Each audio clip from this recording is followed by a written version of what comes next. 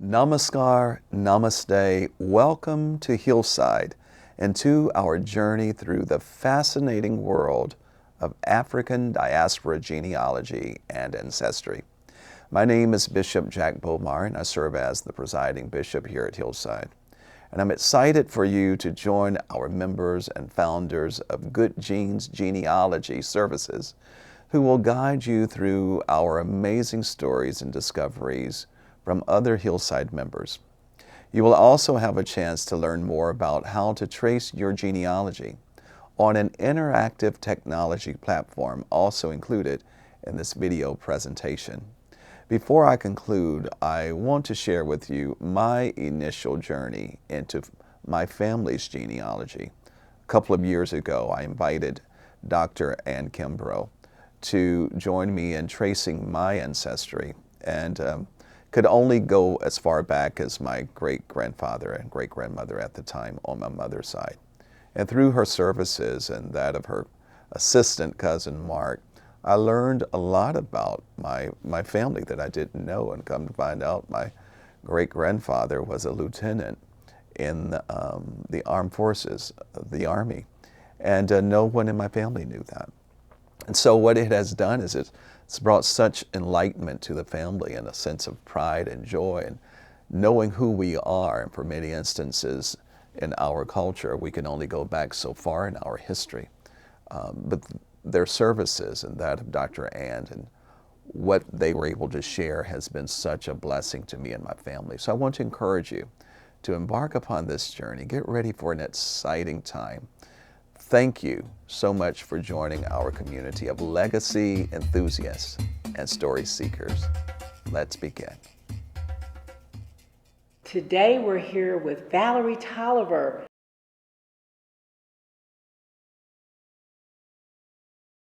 This picture here is a picture of my mother, her parents, and her siblings. Specifically on this one, let's see. No, her brothers are there as well. There are 8 children in all. My mother is the one sitting here, kneeled on the floor as a teen. And this is the aunt that's still living, sitting on this side. That's 90 years old. Everyone else has transitioned at this time. I blessedly have had them all in my life. I was definitely able to spend time with all of them and meet at my grandparents' home in Oakland, Kentucky. We started family reunions back in the early 70s. So, and every other year we continued, except for COVID time, of course. And so this picture is very dear to me, and I think all of us have a copy in our homes. That same day, they did a picture of just the mom and the girls and a picture of the dad and the boys, and we all have that as well. Okay. I think it's one of few pictures that we have like this. Perfect.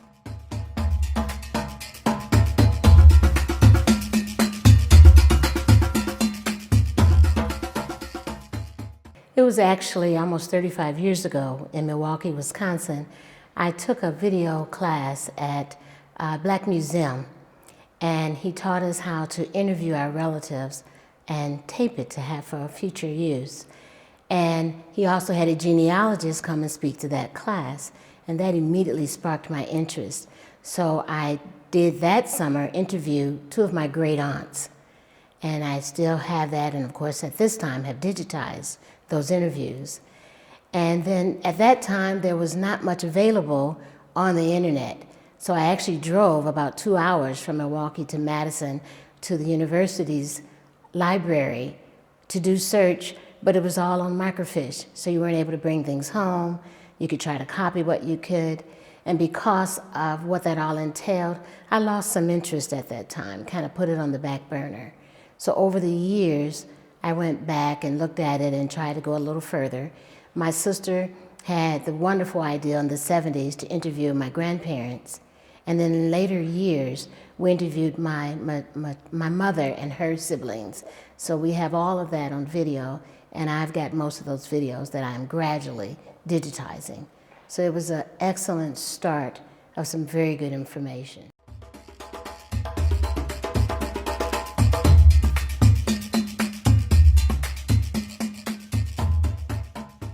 Start with who you know. Start with your closest known relatives and ask questions.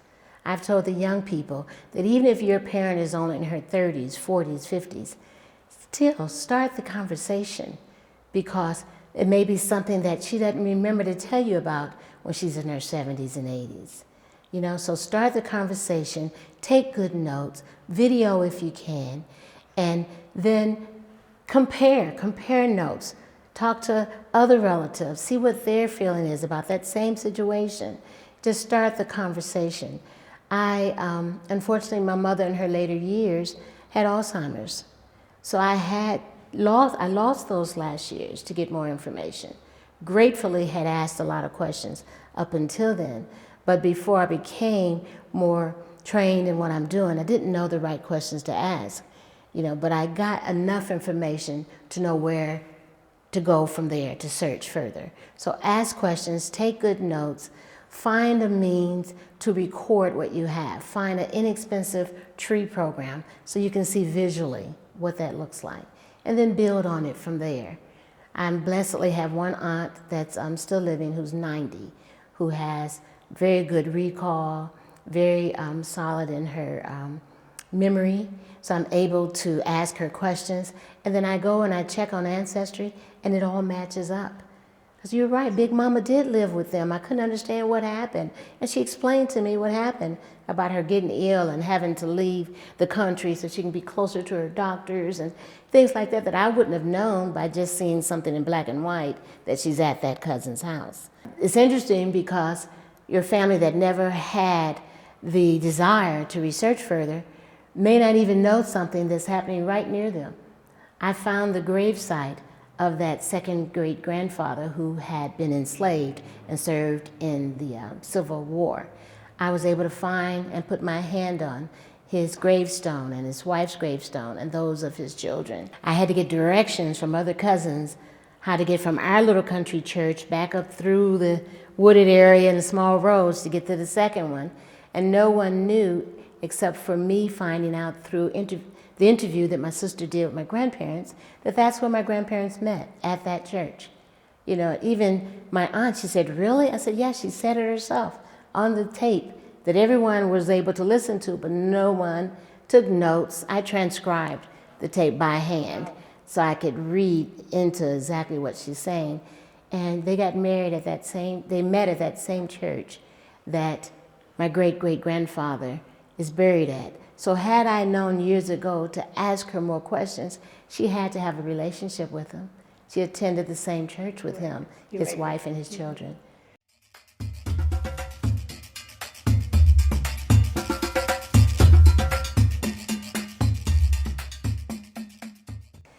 Before I get to the enslavers, what I'd like to mention also is I have an adopted daughter, and lo and behold, she may be a distant cousin that I have found through another DNA match who also matches her. So you never know what you're going to run across. And so with her, you're still working to get that verified? We don't know how we're connected. We know that we're connected through the same person. So we need to figure that path. So that's how the journey begins. When you have a question in mind, always start with what do you desire? What do you want to know? And so you take that and you research further. So I've always wanted to know from where my family came from, especially my maternal side. So I also took the African ancestry test and found that our family originated in Nigeria from the Yoruba tribe.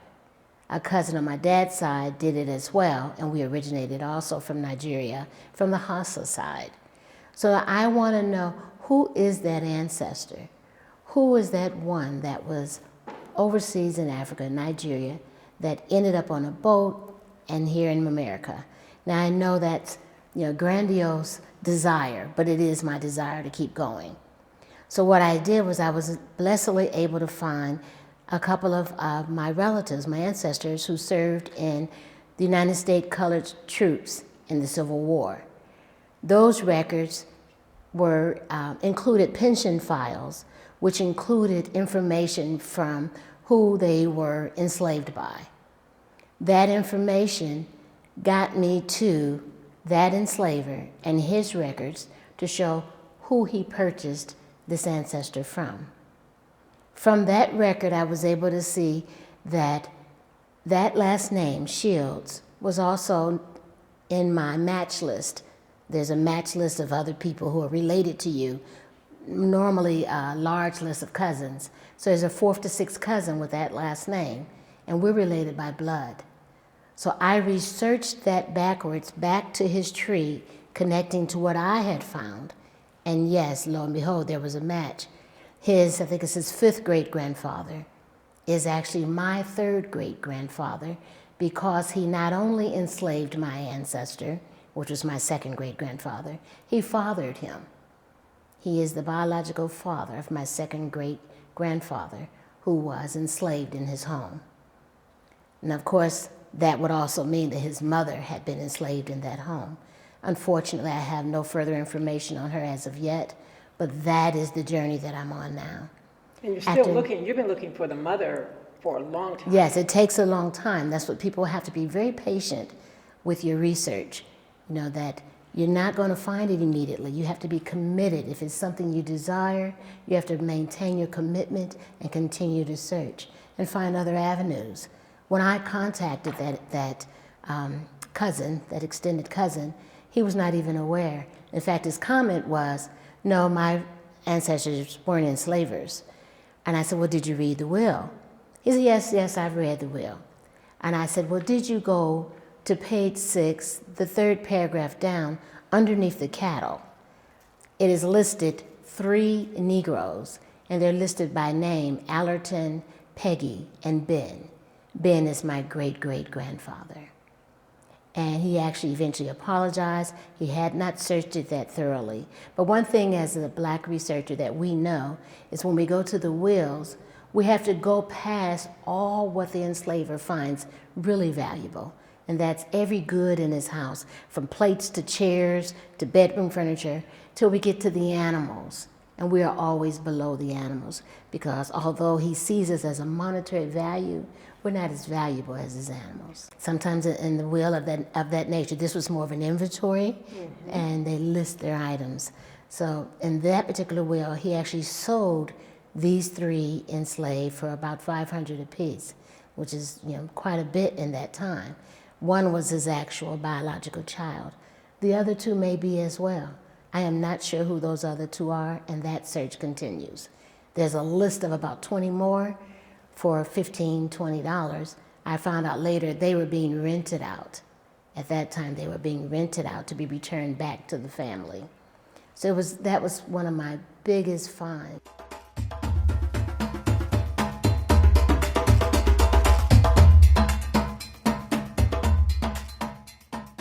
Well, what I did, when I moved here from Wisconsin, I did join Ancestry, and I went forth and did the DNA test.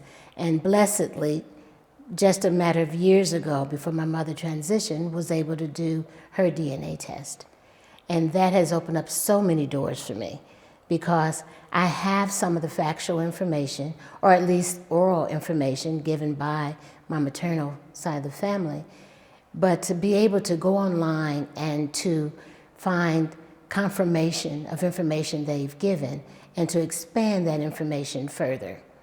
The DNA test allowed me to meet cousins I didn't know about. I even met a half-niece on my biological father's side that I didn't know existed. I was not raised with my father and his son. So I met a niece that's still living, and she has children. So that opened up some doors. And meeting other relatives through my mother's little country church just recently, talking to a lady who we ended up exchanging names, and I found out when I came home to research that, yeah, she's a distant cousin. So I have gone further, and I've joined research groups in Kentucky. I have a library card in Kentucky. I already have plans to go this summer to the courthouse to do further research on paperwork that's available to me there. I'm also a member of Atlanta and the National Afro-American Historical and Genealogical Societies. All of that gives you more information, more resources to pull upon, more support from others doing the same type of research you're doing. So I have not given up. In fact, since then, have found at least 4 more enslaved family members, and family members that had been enslaved, and A few of those are a possibility of being blood relations as well. I have not been able to connect the dots yet, but that's where I'm working at this time.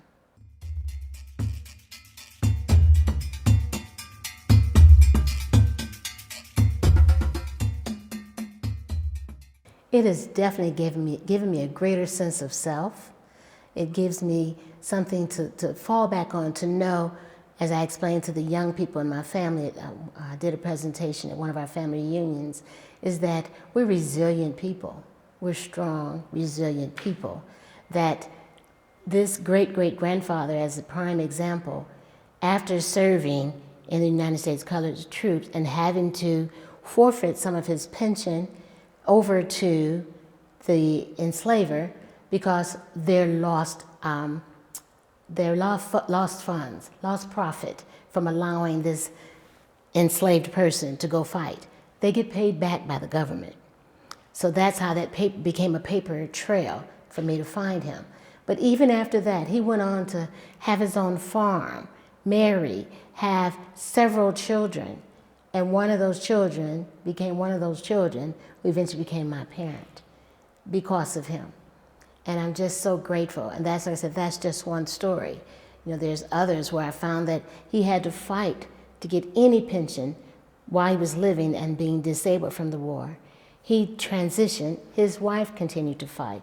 She transitioned, and the children continued the fight. And there was no funds ever given.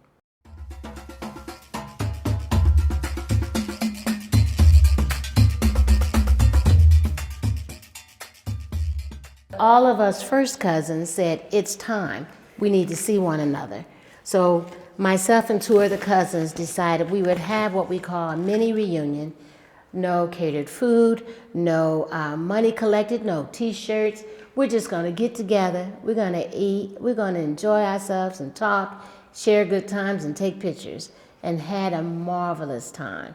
Just had a wonderful time. Where was that? That was also in Bowling Green, Kentucky. Okay. All of our reunions are in Bowling Green, Kentucky. The early years, we had a few in Oakland, Kentucky. But normally it's at a park somewhere in Bowling Green, Kentucky, especially as the aunts got older and travel was a little more difficult. Some of them did move away, like my own family moved from here to Indianapolis, where myself and my siblings were born, and then we were raised in Wisconsin. So we did move away, but we always went back home. And when my parents retired, my mother convinced my dad to return to Kentucky. So these are my cousins. Everybody in this picture is a cousin, except for the aunt in the middle, who is the aunt at the bottom of the other picture. This is her this summer prior to turning 90. She turned 90 just this past December. And we have wonderful pictures from that celebration as well.